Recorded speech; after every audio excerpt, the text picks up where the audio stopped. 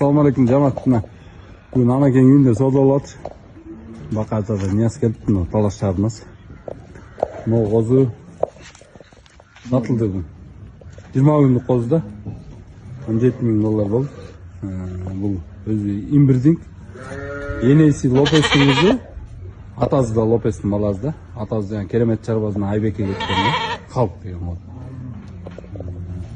Қалғанын өзіңер айтып болды? Мынаке ұшы. Жембек айтқандай өзінің шарға, енесі деле, атасы деле, құда қаласа. Нияз келіпті бүгін сода қылынан. Ниязға өрбезең болмайды. Нияз апты башлы бала. Мамилев жақшы. Үйрен қатысушысы бар.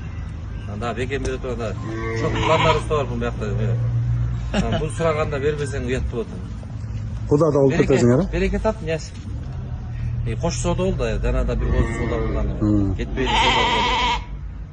Құдай талап берекесін берсін. Өзің селекцияға да отасың. Селекцияң өніп өрсін. Өрсін. Берекесін берсін.